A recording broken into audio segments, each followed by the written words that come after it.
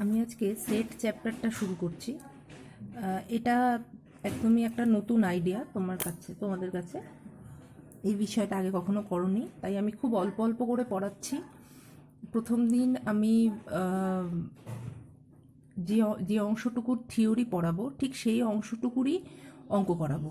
এইভাবে করলে আমার মনে হয় তোমার সুবিধা হবে। আর দেখবে বইতে অনেক সংজ্ঞা লিখতে দিয়েছে, এই যে বিভিন্ন বিষয়গুলো, এগুলো কিন্তু বই থেকে দেখেই লিখবে, এগুলো আর কিছু বলার নেই। আচ্ছা, সেট কি?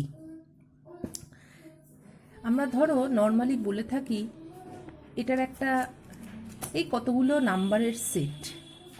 ধরো এতদিনে অনেকবার শুনেছো মূলদ সংখ্যা, অমূলদ সংখ্যা, এগুলো তোমরা ক্লাস 9-10-এ পেয়েছো। বাস্তব সংখ্যা। তাহলে মূলদ সংখ্যা, অমূলদ সংখ্যা, এই সংখ্যাগুলো যখন অনেকগুলো সংখ্যা থাকে, সেই সংখ্যাগুলো যখন একটা নির্দিষ্ট পদ্ধতি মেনে অবস্থান করে, অর্থাৎ ওয়েল ডিফাইন্ড। ধরো মূলদ সংখ্যা, আমি যদি একটা মূলদ সংখ্যার সেট বলি, মূলদ সংখ্যাটা কি? যে না, যে সংখ্যাগুলোকে আমরা p/q আকারে প্রকাশ করতে পারি। তাহলে এই নিয়ম মেনে যখন পরপর সংখ্যাগুলো থাকে, এবং অর্থাৎ ছোট থেকে বড় এই অবস্থায় যদি থাকে, তাহলে ওয়েল ডিফাইন্ড, সুসংজ্ঞাত, এবং একটা নির্দিষ্ট নিয়ম মেনে চলছে, এবং একটা সংখ্যার সঙ্গে আরেকটা সংখ্যার কোনো মিল নেই, তাই তো?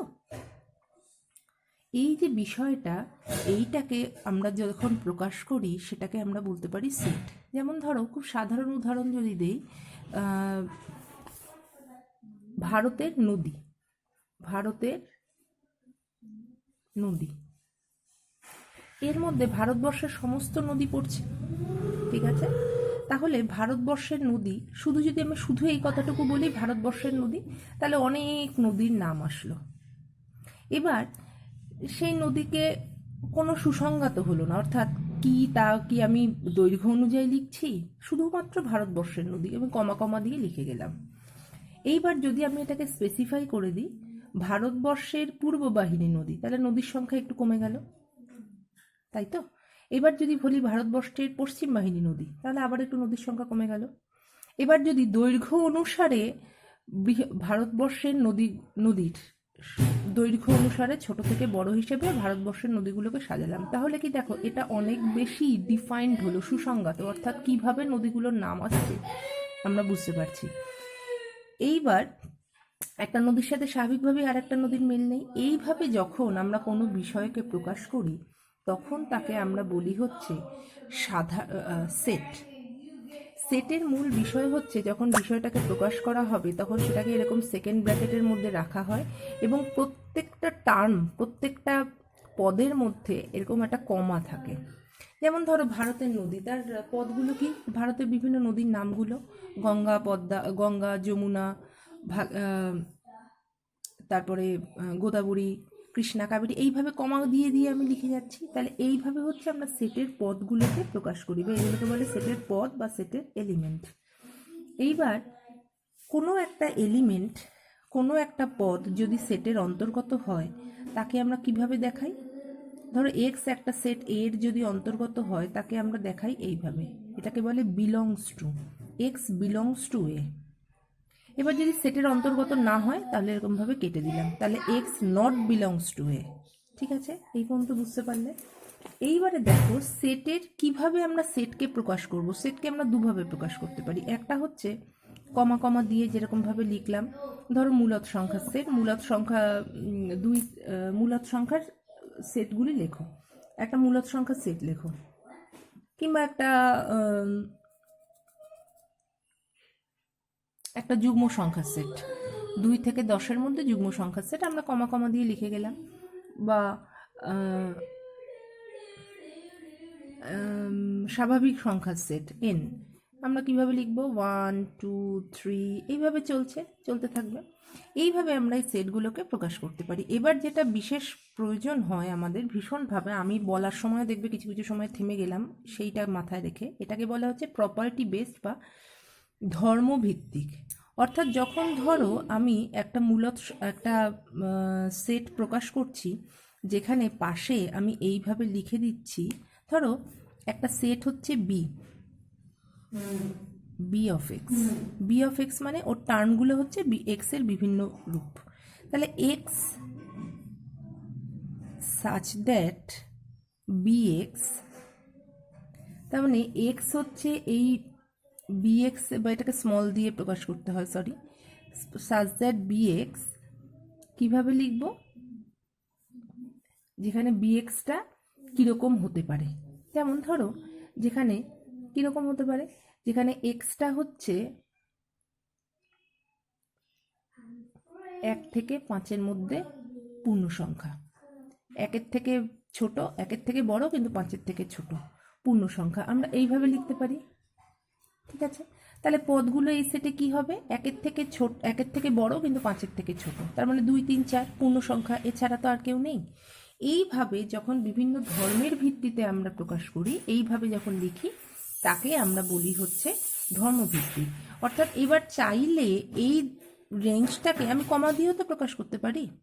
এর মধ্যে কি থাকবে, 2, 3, 4, তাহলে এই সেটের পদগুলো কি কি, 2, 3, 4, তাহলে এই সেটটাকে যদি আমি ক্যাপিটাল বি দিয়ে করি, তাহলে বি সেটের কি কি পদ আছে, 2, 3, 4। অর্থাৎ এইভাবে ধর্মের ভিত্তিতেও আমরা কিন্তু প্রকাশ করতে পারি। এইবার আসছে সসীম সেট। সসীম সেট কি হবে, যে সেটের সব পদ সংখ্যা নির্দিষ্ট, অর্থাৎ গোনা যায়। অসীম সেট, যে সেটের পদ সংখ্যা গোনা যায় না খুব স্বাভাবিকভাবে। এবার হচ্ছে একপদী সেট। একপদী সেট হচ্ছে যে সেটে পদ সংখ্যা একটা, সেটাকে আমরা ধর্মভিত্তিক হিসেবেও লিখতে পারি, আবার যেরকম নর্মালভাবে লিখলাম ট্যাবিউলার মেথডে সেইভাবেও কিন্তু লিখতে পারি। যেমন ধরো কোনো একটা যদি একটা পদ আছে, ধরো 10, ঠিক আছে, এই একটা সেট যার পদ হচ্ছে একটা 10, একটা পদ আছে সুতরাং 10। এবার এটাকে যদি আমি ছকবন্দি ধর্মভিত্তিক হিসেবে লিখতে চাই, আমি এইভাবে লিখতে পারি তো, এক্স সাচ দ্যাট এক্স একটি 10-এর গুণিতক সংখ্যা এবং 9 < 10 < 11। তাহলে এইখানে 10 হওয়া ছাড়া আর কি কোনো উপায় আছে বলো? 9 থেকে 11-র মধ্যে একটা 10-এর গুণিতক সংখ্যা 10 ছাড়া আর কেউ নেই। তাহলে এইভাবেও লিখতে পারি, এইভাবেও লিখতে পারি। এইবারে হচ্ছে শূন্য সেট। আমরা এমন কোনো রেঞ্জ দিলাম যার সাথে ধর্মটা মেলে না। ধরো আমি যদি এই জায়গাটাতে 10-এর গুণিতক একটা সংখ্যা, আমি যদি 9 < 10 দিতাম, 10-এর গুণিতক পূর্ণ সংখ্যা যদি লিখতাম, পূর্ণ সংখ্যা কথাটা লিখতে হবে, যদি এই রেঞ্জে আমি যদি লিখতাম পূর্ণ সংখ্যা, তাহলে এখানে যদি 11 না লিখে 10 লিখতাম, এই সেটে কোনো পদ থাকতো? এই রেঞ্জটা মানছে না, তখন কি হতো, শূন্য সেট। তাহলে এটাকে আমরা ফাই দিয়ে প্রকাশ করি, কিংবা আমরা এরকম ব্র্যাকেট, মাঝখানে কোনো পদ নেই, এইভাবেও প্রকাশ করতে পারি। এটাকে শূন্য সেট বা নাল সেট বলা হয়। এইবার হচ্ছে উপসেট। আচ্ছা, তোমরা ভূগোলে উপনদী পড়েছো, উপ একক, এগুলো এই শব্দগুলোর সঙ্গে পরিচিত। ধরো একটা সেট এমন হলো, ধরো এই যে বি সেটটার মধ্যে কি কি আছে, 2, 3, 4, আর আমি এখানে যে ন্যাচারাল নাম্বারের সেটটা লিখেছি 1, 2, 3, 4, 5, 6, তাহলে এই 1, 2, 3, 4, 5, 6-এর মধ্যে এই এনের মধ্যে এই 2, 3, 4 পদটা আছে। যদি এমন একটা সেট আমরা পাই যার প্রত্যেকটা পদ অন্য আরেকটা সেটের মধ্যে আছে, এবং এই বড় সেটটায় তার থেকে অনেক বেশি পদ আছে, কিন্তু এই ছোট সেটটার মধ্যে এমন কোনো পদ নেই যেটা বড় সেটটার মধ্যে নেই, অর্থাৎ ধরো এখানে যদি আমি 0 লিখতাম, 0টা ন্যাচারাল নাম্বারের মধ্যে নেই, তাহলে কিন্তু তখন ওর উপসেট আমরা বলতে পারি না। তাহলে এক্ষেত্রে আমরা এটাকে এইভাবে প্রকাশ করতে পারি, সাবসেট অফ এন, কিংবা এটাকে সেটের অন্তর্ভুক্ত হিসেবেও লেখা যায়, এর নিচে একটা দাগ দিতে হয়, এটাকে বলা হয় হচ্ছে সাবসেট। এটা বিভিন্নভাবে প্রকাশ করা যায়। সমান সেট, দুটো সেটের যদি পদ সংখ্যা একই হয়, ধরো এটা এ একটা সেট, বি একটা সেট, এ একটা সেট, এরও পদ সংখ্যা এই, তাহলে আমরা কি বলবো, সেট দুটো সমান, ঠিক আছে, ইকুয়াল টু দিয়ে আমরা প্রকাশ করব। এরপরে আছে যথার্থ সেট বা অধিসেট। দেখো দুটো সেট এ এবং বি এমন হয় যে বি সেটের প্রত্যেকটি পদ এ সেটের একটি পদ, এবং এ সেটে কমপক্ষে একটা পদ থাকবে যা বি সেটের পদ নয়, তাহলে এ সেটটা বড়। তখন আমরা বলবো কি, বি সেটটাকে বলবো হচ্ছে ওর প্রপার সেট, আর এ সেটকে বলবো হচ্ছে ওর অধিসেট বা সুপার সেট, ঠিক আছে। আচ্ছা, এইবার হচ্ছে সার্বিক সেট, ইউনিভার্সাল সেট। অর্থাৎ এমন একটা সেট যার মধ্যে সব পদগুলো আছে, একে আমরা এস বা ইউ দ্বারা প্রকাশ করি। এটা ধরো এই যে এনটা, এই এনটা কি? এটা ন্যাচারাল নাম্বার সেট। তাহলে এটাকে যদি আমি সার্বিক পদ ধরি, তাহলে এর থেকে অনেক ছোট ছোট আমি সেট বার করতে পারি যাদের ইউনিভার্সাল সেট হচ্ছে এন। ঠিক আছে, এইবার আসছে সূচক সেট। সূচক সেট মানে কোনো একটা সেটের পদগুলো দিয়ে যে আমরা সেটগুলো বানাতে পারি। ধরো আমি এই যে বি সেটটার উদাহরণ দিলাম, এই বি সেটটায় কি কি পদ আছে? 2 3 4। এইবার কোন প্রত্যেকটা সেটের মধ্যে একটা সেট নাল সেট কিন্তু আছেই। হ্যাঁ, প্রত্যেকটা সেটের একটা পদ কিন্তু নাল সেট। আমরা এখানে লিখি না, কিন্তু আমরা ধরে নেব যে প্রত্যেকটা সেটের মধ্যে একটা নাল সেট পদ আছেই। ওটা সব সেটেরই একটা শূন্য সেট, সব সেটেরই একটা উপসেট। ঠিক আছে, আমরা ধরে নেব সেটা।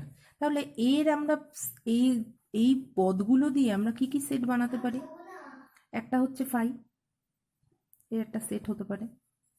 আর একটা কি হতে পারে?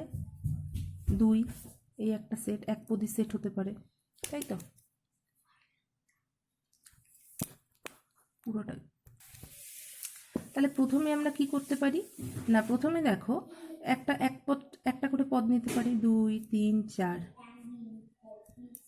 তাহলে একটা সেট পেলাম, ধরো এটার নাম দিলাম ধরো V1, এটা একটা সেট, এটা V2 একটা সেট, এখানে কমা দেওয়ার দরকার নেই, এখানে V3 একটা সেট। এইভাবে আরেকটা, এবার 2 পদ করে নিলাম, 2 3 একটা সেট, 3 4 একটা সেট, 2 4 একটা সেট পেলাম। তাহলে আর একটা সেট কি হবে? 2 3 4, তার মানে বিটাই হলো। তাহলে এই যে এতগুলো আমরা সেট পেলাম, দেখো কটা পেলাম? 1 2 3 4 5 6 7টা, আর এই নিজে একটা এর উপসেট তো হবেই, ও নিজেই নিজের উপসেট তো হবেই স্বাভাবিকভাবে। তো এই যে পেলাম আমরা, যখন কোনো সেটের এই পদগুলোকে কোনো সেটের এলিমেন্ট হিসেবে প্রকাশ করে যখন একটা সেট গঠন করি, সেটাকে বলা হয় হচ্ছে সূচক সেট। তাহলে দেখো এর পদ সংখ্যা কত হবে? 2³ যেহেতু 3টে আছে, অর্থাৎ সূচক সেটের পদ সংখ্যা হচ্ছে 2n। এইবার হচ্ছে শূন্য সেট। যে কোনো সেটের দেখো এই ছোট ছোট কিছু প্রমাণ আছে, এইগুলো একটু দেখো, আমি সব কটাই বলে দিয়েছি, তবুও এই জিনিসগুলো একটু দেখো। প্রত্যেক সেট তার নিজের উপসেট, খুব স্বাভাবিকভাবেই প্রত্যেক একটি প্রদত্ত সেট হয়, তাই প্রমাণ করতে হবে এ সাবসেট হয়। আমরা ধরলাম যে এর সাবসেট নয়, তাহলে এ সেটে কমপক্ষে একটি পদ আছে যা এ সেটের পদ নয়, কিন্তু সেটা কি সম্ভব? সম্ভব নয়। এবার এ যদি সাবসেট অফ বি হয়, বি যদি সাবসেট অফ সি হয়, তবে এ সাবসেট অফ সি হবে। ঠিক আছে, এই যে বি তাহলে এক্স এর মধ্যে আছে, এক্স বি এর মধ্যে আছে, তাহলে বি সাবসেট অফ সি। তাহলে আমরা আবার এক্সই ধরছি, তাহলে এক্স বি এর মধ্যে আছে, এক্স সি এর মধ্যে আছে, তাহলে এক্স এর মধ্যে আছে, এক্স সি এর মধ্যে আছে। ঠিক আছে, তাহলে বিপরীত ক্রমেও সত্য, B A subset of B, B subset of C হলে এ ইকুয়াল টু বি হবে। তাহলে প্রথমে একইভাবে প্রমাণ করলাম। আচ্ছা, আগে আমি এই ভেন চিত্র পরে বলছি, আগে আমি এই সংক্রান্ত অঙ্কগুলো একটু বলে দিই। দেখো, শর্ট কোয়েশ্চেনগুলো বলবো, শর্ট কোয়েশ্চেনগুলো তুমি একটু চেষ্টা করো, আর আমি কিন্তু বলে দেবো, যদি তুমি না পারো আমি বলে দেবো, কিন্তু শর্ট কোয়েশ্চেনগুলো যেহেতু একটু ভাববার, পড়ে কি বুঝতে পারলে, সেই জন্য আমি শর্ট কোয়েশ্চেনটা বলছি না। এরপরে দেখো কি আছে, এগুলো যোগ ছেদের মধ্যে সংক্ষিপ্ত টিকা। আচ্ছা, এগুলোর দরকার নেই, এগুলো তো বইয়েরই ব্যাপার। আচ্ছা, 6 নম্বর বলছে কি, যদি এ বি সি হয় একটা সেটে, তাহলে এর উপসেট সমূহ এবং এর যথার্থ উপসেট সমূহ লেখো। আচ্ছা, তাহলে এর উপসেট সমূহ কি হবে? একটা তো ফাই, একটা হচ্ছে এ, একটা বি, একটা সি, তারপরে যেরকম দেখালাম A B, B C, C এ, এই প্রত্যেকটাই হবে, তাই তো? এবার প্রত্যেকটা নিয়ে যেরকম আমি আগেরটায় দেখালাম। এবার যদি যথার্থ উপসেট সমূহ বলে, দেখো যথার্থ উপসেট সমূহতে কি হবে? এমন একটা পদ থাকবে যেটা ওর মধ্যে থাকবে না, তাই তো? তাহলে আমরা লাস্টের এই এবিসিটা বাদ দিয়ে দেবো, বাকিগুলো থাকবে। এবার সংজ্ঞা দাও, এই সূচক সেটটি লেখো। সূচক সেট কি হবে এগুলো চেষ্টা করো। আচ্ছা, আমি এগুলো এখনো তোমাদের বলিনি, 6 নম্বর 7 নম্বর বলিনি। এইবার দেখো,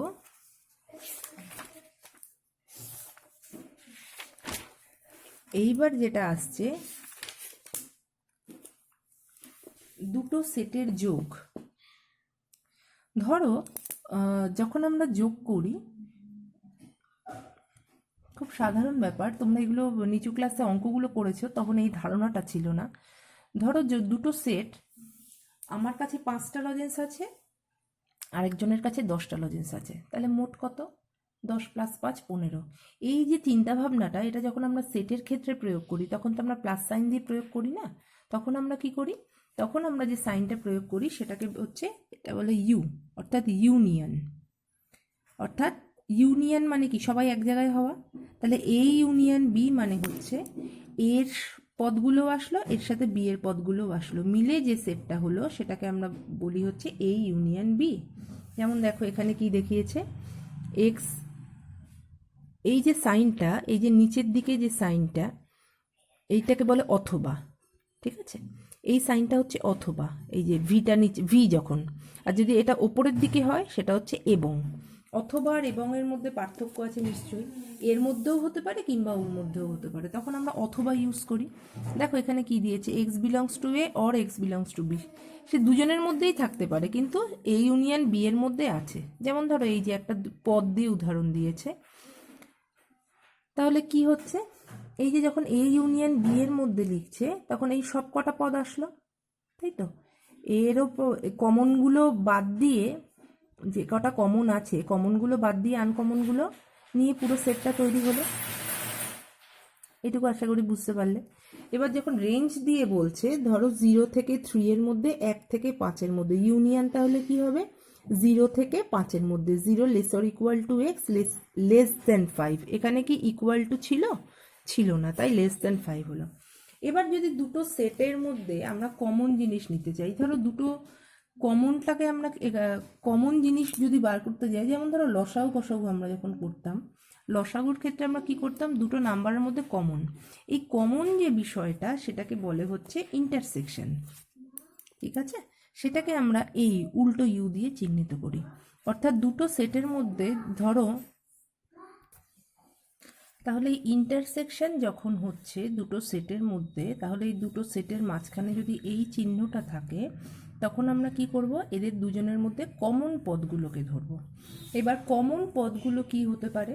দেখো, আমি যদি বলি একটা সেটের মধ্যে x belongs to A intersection B, আমি যদি এই চিহ্নটা ব্যবহার করি, তার মানে কি এক্স এর মধ্যেও আছে, এক্স বি এর মধ্যেও আছে। তখন আমরা কিভাবে বিষয়টাকে লিখি?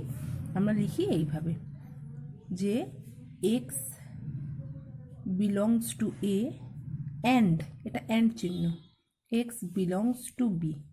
ওকে,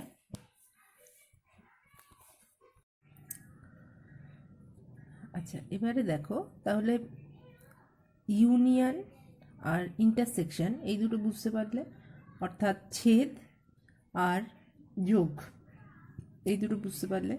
এইবার যদি এরকম হয় যে কোনো একটা এলিমেন্ট হতেই পারে, কোনো একটা পদ এ সেটে আছে কিন্তু বি সেটে নেই, তখন ইউনিয়ন করতে পারবো, কিন্তু ইন্টারসেকশন, ধরো এমন একটা, দুটোই এক পদী সেট, হ্যাঁ, দুটোর একটা আলাদা আলাদা করে পদ রয়েছে, তাহলে এদের মধ্যে যেটা হবে, এদের দুজনের মানে মিল নেই, তাহলে এই বিষয়টাকে আমরা তখন বলি হচ্ছে ডিসজয়েন্ট সেট বা বিচ্ছেদ সেট। তখন এদেরকে আমরা যেভাবে প্রকাশ করি, একে বলা হয় হচ্ছে ডিসজয়েন্ট সেট, অর্থাৎ এদের মধ্যে কোনো মিল নেই। তার মানে এদের যদি আমরা ইন্টারসেকশন করি 0 পাবো, তাই তো? যদি এদের মধ্যে কোনো কমন পদ না থাকে তাহলে ইন্টারসেকশনে কী হবে? 0 আসবে। এইবার ধরো তোমাদের, আমি ভেন ডায়াগ্রামটা একদম শেষে বলছি। এইবারে ধরো আমি আজকে তোমাদের সেটের অন্তর পর্যন্ত বোঝাবো। এইবারে ধরো যে এমন একটা বিষয় হলো, এমন একটা সেট হলো, যে দুটো প্রদত্ত সেট যার এমনভাবে তৈরি হলো, দুটো সেট যার এ সেটের পদ কিন্তু বি সেটের পদ নয়, তখন এ ও বি এর অন্তর সেট বলা হয়। অর্থাৎ কি, যদি ধরো এমন কিছু পদ রয়েছে যেটা এ সেটের পদ কিন্তু বি সেটের পদ নয়, তখন আমরা সেটাকে এইভাবে প্রকাশ করি, এ মাইনাস বি। এ সেটে আছে কিন্তু বি সেটে নেই। হতেই পারে আরও কিছু পর্যায়ে ওদের মধ্যে কমন আছে, অর্থাৎ ওদের ইন্টারসেকশন আছে, সেটাও কিন্তু হতে পারে। যেমন ধরো এই যে বইতে যে উদাহরণটা দিয়েছে, এ এর মধ্যে কি কি আছে 0 2 4 6 8 10, আর বি এর মধ্যে কি আছে 1 2 3 4 5। তাহলে আমরা এ মাইনাস বি কি পাচ্ছি, যে এর মধ্যে আছে কিন্তু বা এবং বি এর মধ্যে নেই। তাহলে কি কি আছে, এর মধ্যে আছে কিন্তু বি এর মধ্যে নেই, বাকিগুলো দেখো 6 8 10, 0 6 8 10, তাহলে এ মাইনাস বি হলো 0 6 8 10। বুঝতে পারলে? এটাকে এইবার একটা নতুন ধারণা, সেটা হচ্ছে কিভাবে আমরা ভেন ডায়াগ্রাম কি। ভেন ডায়াগ্রাম হচ্ছে এই যে বিষয়গুলো আমরা সেটের এই বিষয়গুলো পড়লাম, এই ধারণাগুলোকে যখন আমরা কোনো একটা চিত্রের মাধ্যমে প্রকাশ করি তাকে বলা হয় হচ্ছে ভেন ডায়াগ্রাম। ভেন ডায়াগ্রামে প্রথমেই কি করা হয়, এরকম একটা বড় স্কোয়ার বা রেক্ট্যাঙ্গেল মতো নেওয়া হয়, এইটাকে ধরে নেওয়া হয় হচ্ছে ইউ, অর্থাৎ এটা হচ্ছে ইউনিভার্সাল সেট। এর মধ্যে সবাই আছে। ধরো আমি এ একটা সেট নিলাম, এইখানে আছে, বি একটা সেট নিলাম, এইখানে আছে। এই দুটো সেটের মধ্যে কোনো মিল আছে? নেই, কোনো কমন কিছু নেই। তখন আমরা এটা এ সেট, এটা বি সেট, ওদের দুজনকে যদি আমি এইভাবে প্রকাশ করি তার মানে ওদের দুজনের মধ্যে কোনো মিল নেই, কোনো কমন এলিমেন্ট নেই, অর্থাৎ এরা ডিসজয়েন্ট সেট, বিচ্ছেদ সেট। ঠিক আছে? এইবার যদি আমি এইভাবে প্রকাশ করি, দেখো এখানে একটা ছবি দিয়েছে যে এ সেটের, এটা আমি আর আঁকলাম না যেহেতু বইতেই রয়েছে। দেখো এ সেটের পদ হচ্ছে 2 4 6 8, আর সার্বিক সেট ইউনিয়ন সেটটা কি এই, তাহলে এ সেটটা ভেতরে আছে তাই ওর মধ্যে 2 4 6 8 আছে, আর বাকিগুলো দেখো এ সেটের বাইরে আছে। ঠিক আছে?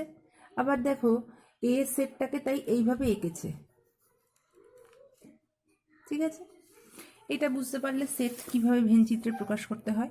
এইবারে দেখো আমি যদি দুটো সেটকে এইভাবে দেখাই তাহলে দুটো সেটের মধ্যে কি কিছু কমন আছে? না, আলাদা আলাদা অবস্থান করছে, দুজনের মধ্যে কোনো মিল নেই, তাহলে এটাকে বলা হচ্ছে বিচ্ছেদ সেট।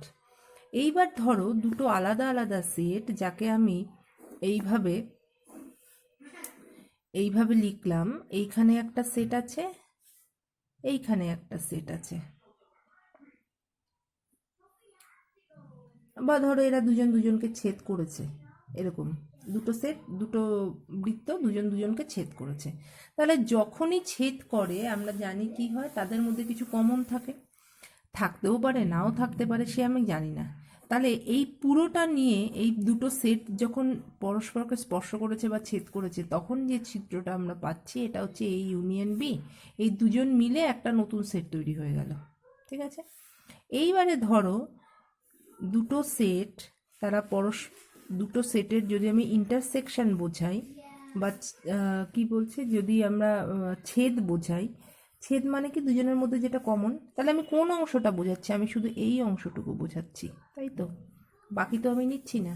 এখানে পুরোটাকেই আমি দাগ দিয়েছি, এখানে শুধু এই কমন অংশটুকু দাগ দিয়েছি, তাহলে এটাকে আমরা বোঝাচ্ছি এই ইন্টারসেকশন বি, এটা ইউ।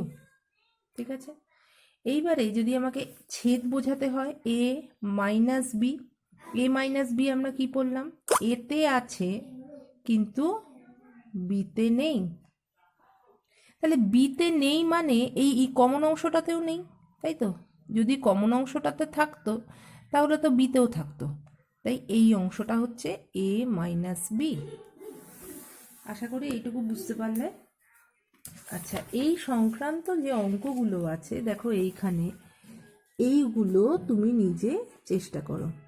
এবিসি এবিসি এই দিয়েছি। আচ্ছা, বি সাবসেট অফ এ, দেখো বি সাবসেট অফ এ ঠিকই তো আছে, বি এ দুটো পদ আছে, এ আছে, B subset of A. D not contains E, এটা কি ঠিক? ডি এর মধ্যে তো ই রয়েছে, তাহলে ডি সাবসেট অফ বি, দেখো ডি সাবসেট অফ বি হচ্ছে ডি এর কোনো পদের সাথে বি মিলছে? মিলছে না। পদ এ সাবসেট অফ এ, হ্যাঁ এটা হতে পারে।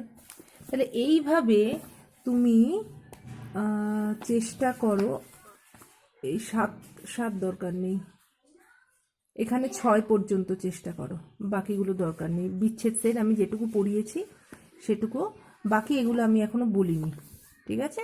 তাহলে একের এইগুলো করে এসে সেট প্রক্রিয়া যোগ এগুলো কিন্তু আমি এখনো করাইনি, সুতরাং এইগুলো করার দরকার নেই। এখানে 9 পর্যন্ত আর এখানে 6 এই পর্যন্ত করো, তারপরের অঙ্কগুলো আমি যখন বলে দেবো বলে সব করিয়ে দেবো, বুঝিয়ে দেবো আর কি। ঠিক আছে।